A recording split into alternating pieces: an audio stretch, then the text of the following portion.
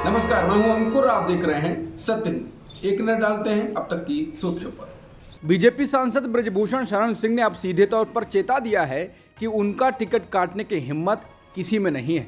महिला पहलवानों के यौन उत्पीड़न के आरोप में फंसे ब्रजभूषण शरण सिंह टिकट काटे जाने के कयास को लेकर पूछे जाने पर उन्होंने कहा है कि कौन काट रहा है मेरा टिकट।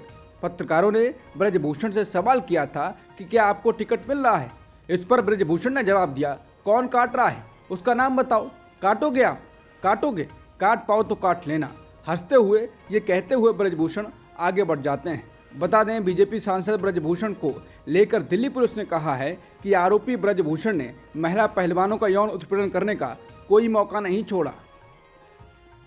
बिहार के मुख्यमंत्री नीतीश कुमार क्या फिर से एनडीए में जाएंगे? ये सवाल सोमवार की सुबह राजनीतिक हलकों में छाया रहा। सवाल उठने का कारण ये था कि नीतीश कुमार ने सोमवार को पटना में जनसंघ यानी वर्तमान में बीजेपी के संस्थापक पंडित दीनदयाल उपाध्याय की जयंती समारोह में हिस्सा लिया और उन्हें श्रद्धांजलि दी। जैसे ही ये खबर सुबह में सामने आई कि नीतीश कुमार इस कार्यक्रम में जा रहे हैं, तरह तरह के कयास लगाए जाने लगे। इन कयासों को मजबूती तब और भी ज़्यादा मिल गई जब पता चला कि नीतीश कुमार ने इस कार्यक्रम के लिए हरियाणा में विपक्ष के महाजुटान से दूरी बना ली है। चौधरी देवीलाल की जयंती में नीतीश कुमार नहीं गए। यही कारण है कि पंडित दीनदयाल उपाध्याय की जयंती में शामिल होने पर कई तरह के कयास लगाए गए।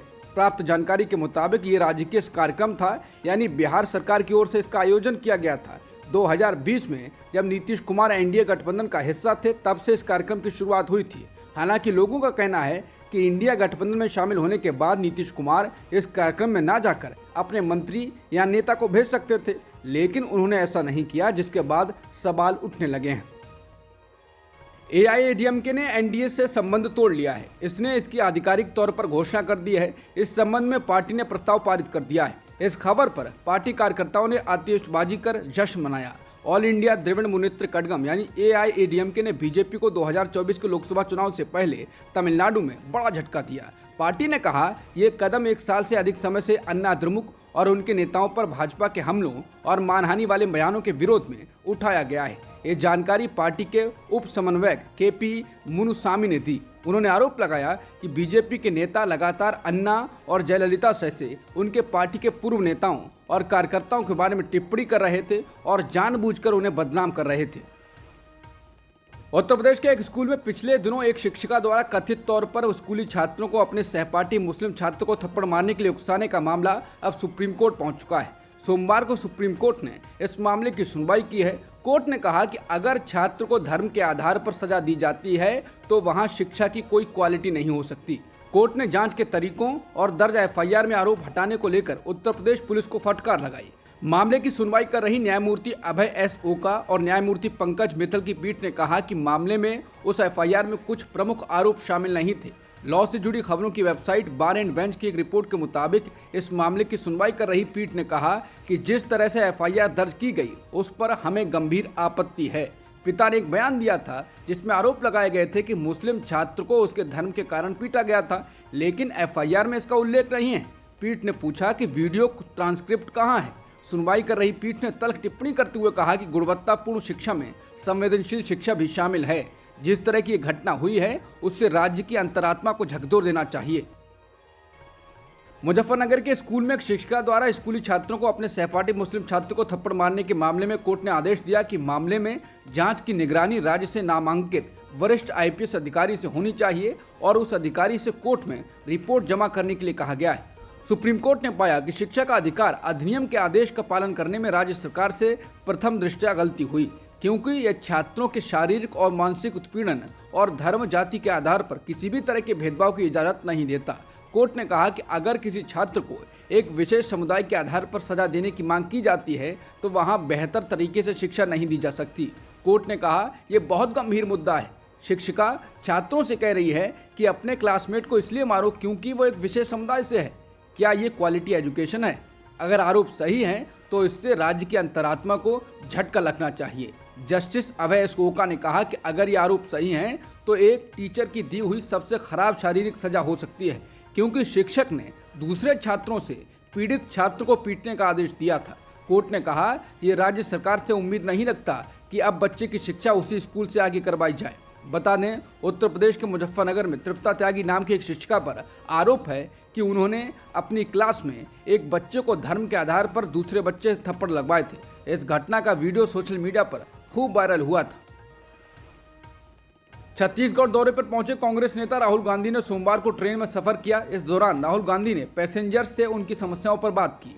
यात्रा के दौरान वो घूम घूम कर यात्रियों से बात करते हुए दिखाई दिए। उनके साथ राज्य के मुख्यमंत्री भूपेश बघेल और कांग्रेस नेता कुमारी शैलजा भी मौजूद थी। इन दोनों राहुल गांधी अलग अलग तरह से लोगों के बीच में दिखाई दे रहे हैं। 21 सितंबर को वो आनंद विहार रेलवे स्टेशन पहुंचे थे, जहां उन्होंने कुलियों से मुलाकात की थी। इस मुलाकात पर कांग्रेस का कहना था कि राहुल गांधी महात्मा गांधी के विचारों से प्रेरित होकर भारत को जोड़ने का काम कर रहे हैं।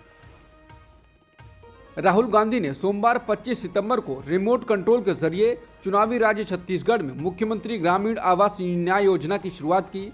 इस मौके पर रिमोट कंट्रोल दिखाते हुए राहुल ने कहा कि पीएम मोदी के पास भी रिमोट कंट्रोल है, लेकिन वो इसे गुप्त रूप से दबाते हैं। हम रिमोट कंट्रोल का बटन खुले में दबाते हैं, लेकिन भाजपा इसे गुप्त रूप से दबाती है और अडानी जी को मुंबई हवाई अड्डा मिल जाता है, सार्वजनिक क्षेत्र निजी हो जाता है, राहुल गांधी ने कहा। और जब मैंने लोकसभा में अडानी पर पीएम मोदी से सवाल किया तो मुझे जवाब मिला, मेरी लोकसभा सदस्यता रद्द कर दी गई। राहुल गांधी ने कहा कि जाति जनगणना हिंदुस्तान का एक्सरे है। इससे तय होगा कि वहां कितने दलित, ओबीसी, एससी, एसटी हैं, लेकिन सरकार जाति जनगणना से भाग रही है। कांग्रेस सरकार जाति जनगणना कराएगी, ये मेरा वादा है। उन्होंने कहा कि इतनी बड़ी भारत सरकार में सिर्फ 3 ओबीसी अफसर हैं, जबकि भाजपा ओबीसी पर बड़ी बड़ी बातें करती है। भाजपा ओबीसी महिलाओं को महिला आरक्षण विधेयक में हिस्सा नहीं देना चाहती है। राहुल गांधी ने कहा, तभी कांग्रेस शासित राज्यों में जनता पहली प्राथमिकता है। हमारी सरकारें अडानी जी द्वारा नहीं चलाई जाती हैं और हमारे सभी रिमोट कंट्रोल जनता को देखने के लिए हैं। जेडीएस को भाजपा के साथ गठबंधन करना भारी पड़ गया है। पहले तो रविवार को ही जेडीएस के कर्नाटक उपाध्यक्ष सैयद सैफुल्ला ने पार्टी से इस्तीफा दे दिया था। अब जेडीएस के बाकी अल्पसंख्यक नेताओं ने पार्टी के गठबंधन के फैसले और अपने आगे के भविष्य पर चर्चा करने के लिए रविवार को बेंगलुरु में एक बैठक की। इस बैठक में शामिल नेताओं ने पार्टी नेतृत्व के एनडीए में शामिल होने के फैसले पर असंतोष जताया। बैठक पार्टी के कार्यकारी अध्यक्ष और पूर्व मंत्री ऐमन नबी की अध्यक्षता में हुई। उन्होंने कहा कि हमने गठबंधन पर अपनी नाखुशी व्यक्त करने के लिए बैठक की है। नबी ने कहा, हम फैसले से आहत हैं। उन्होंने द इंडियन एक्सप्रेस से कहा कि केवल अल्पसंख्यक नेता ही नहीं, बल्कि धर्मनिरपेक्ष सिद्धांतों का पालन करने वाले सभी नेता इस फैसले से नाखुश हैं। भाजपा एक धर्मनिरपेक्ष पार्टी नहीं है, जिसके कारण कई नेता असमंजस में हैं। बता दें, जेडीएस के शिवमोगा जिला अध्यक्ष एम श्रीकांत ने भी शनिवार को इस्तीफा दे दिया। गुरमिटकल से विधायक शारंगगौड़ा कुंदाकर और नेमिराज नायक ने भी गठबंधन पर असंतोष व्यक्त किया है। सूत्रों ने कहा है कि जेडीएस प्रमुख एचडी देवेगौड़ा द्वारा पार्टी नेताओं और कार्यकर्ताओं को फैसले के बारे में समझाने के प्रयासों का इच्छा के अनुरूप प्रभाव नहीं पड़ा है। बीजेपी के साथ गठबंधन करने के बाद जेडीएस नेताओं की बैठक की अध्यक्षता जेडीएस के कार्यकारी अध्यक्ष एनएम नबी ने की। इस वक्त पार्टी प्रवक्ता नूर अहमद, मोहिंद अल्ताफ और नसीर उस्ताद समेत बाकी नेता भी मौजूद रहे। बैठक में नेताओं ने यह तय किया कि पार्टी में बने रहने या इस्तीफा देने पर कोई फैसला लेने से पहले वो सभी पार्टी के अल्पसंख्यक कार्यकर्ताओं से राय लेंगे। इसके लिए कर्नाटक के हर जिलों का दौरा किया जाएगा और वहां अल्पसंख्यक कार्यकर्ताओं से इस पर बात करी जाएगी। इसके बाद कुछ समय बाद एक और बैठक की जाएगी। इसके अलावा कार्यकर्ताओं की राय जानने के बाद ही ये सभी नेता पार्टी छोड़ने या इस्तीफा देने पर फैसला करेंगे। प्रधानमंत्री नरेंद्र मोदी ने कांग्रेस को निशाने पर लेते हुए कहा कि कांग्रेस इस कदर बर्बाद हो चुकी है कि उसे अब कांग्रेस के नेता नहीं चला रहे। कांग्रेस कंपनी बन गई है। नारों से लेकर नीतियों तक हर चीज आउटसोर्स कर रही है। ठेका भी अर्बन नक्सलियों के हाथों में है। प्रधानमंत्री मोदी सोमवार को भोपाल में मध्य प्रदेश भाजपा कार्यकर्ताओं के महाकुंभ को संबोधित कर रहे थे। मध्य प्रदेश विधानसभा चुनाव के ठीक पहले जम्मूरी मैदान पर आयोजित इस महाकुंभ में मोदी का समूचा भाषण कांग्रेस की आलोचना पर सिमटा रहा। मध्य प्रदेश विधानसभा चुनावों में भाजपा की हालत खस्ता होने संबंधी आकलनों की झलक उनके भाषण में साफ दिखाई दी। मोदी ने कहा, कांग्रेस भरमाने का प्रयास कर रही है, आगे भी करेगी। यदि कांग्रेस सत्ता में आ गई तो मध्य प्रदेश 20वीं शताब्दी में लौट जाएगा। हर तरफ फिर बदहाली छा जाएगी। विकसित मध्य प्रदेश राज्य पुनः बीमारू राज्य हो जाएगा। प्रधानमंत्री का बीते 6 महीनों में मध्य प्रदेश का ये 7वां दौरा था। संसद में हाल ही में पारित महिला आरक्षण बिल को लेकर मोदी ने अपने हाथों जमकर स्वयं की पीठ थपथपाई। मोदी ने कहा कि बिल पास करके देश ने नया इतिहास रच दिया है। उन्होंने कहा कि कांग्रेस और उसके घमंडिया गठबंधन वाले सहयोगी दल इस महत्वपूर्ण बिल पर 30 सालों तक चुप्पी साधे बैठे रहे, मजबूरी में बिल का समर्थन किया। हमारे कार्यकाल में बिल पास हुआ तो ये लोग महिलाओं और देश को भ्रमित करने के कार्य में जुट गए हैं, तमाम सवाल उठा रहे हैं। मोदी ने ताल ठोकते हुए कहा, मोदी या भाजपा गारंटी देती है तो घर घर पहुंचती है, जमीन तक पहुंचती है। मोदी यानी हर गारंटी पूरे होने की गारंटी। इस बिल को लेकर फायर ब्रांड नेता और मध्य प्रदेश की पूर्व मुख्यमंत्री उमा भारती सतत प्रधानमंत्री से अनुरोध कर रही हैं कि 33% में ओबीसी महिलाओं के लिए भी आरक्षण दिया जाए।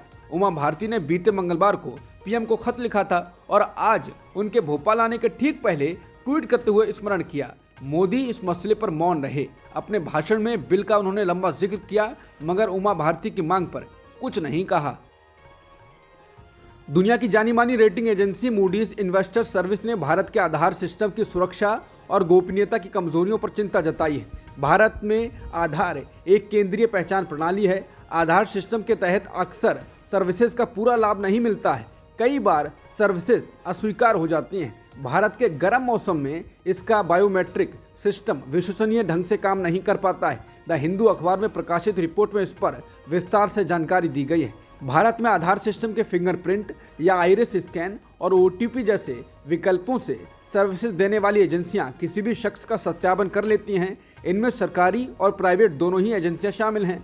सत्यापन के बाद ही वो शख्स उस सेवा का लाभ उठा सकता है। लेकिन मूडीज का कहना है कि सत्यापन के दौरान तमाम तरह की बाधाएं आती हैं, जिसमें ऑथराइजेशन और बायोमेट्रिक्स की विश्वसनीयता चिंता पैदा करने वाली है। द हिंदू की रिपोर्ट के मुताबिक मूडीज ने इस बात पर जोर दिया है कि आधार जैसी आईडी प्रणाली खास संस्थाओं के साथ जुड़ी हुई है। ऐसे में डेटा चोरी का जोखिम बढ़ा है, क्योंकि तमाम एजेंसियों को आधार का डेटा एक्सेस मिल जाता है। खास जानकारी के बजाय उस शख्स की सारी जानकारी उन खास संस्थाओं तक पहुंच जाती है, जबकि उसे सिर्फ कोई एक जानकारी चाहिए थी। एशियन गेम्स में भारतीय महिला क्रिकेट टीम ने सोमवार को इतिहास रच दिया। इसने पहली बार गोल्ड मेडल जीता है। हरमनप्रीत कौर की अगुवाई वाली भारतीय महिला क्रिकेट टीम ने फाइनल में श्रीलंका को 19 रन से हराया। भारत अब तक 11 पदक जीत चुका है। रविवार को इसने 5 पदक जीते थे। भारत ने सोमवार को 6 और पदक जोड़े। इस एशियन गेम्स में अब तक कुल मिलाकर 2 स्वर्ण पदक भारत ने जीते हैं, पहला निशानेबाजी में और दूसरा क्रिकेट में। अब तक की सुर्खियों में इतना ही। बाकी खबरों के लिए बने रहिए सत्यहिंदी.com के साथ।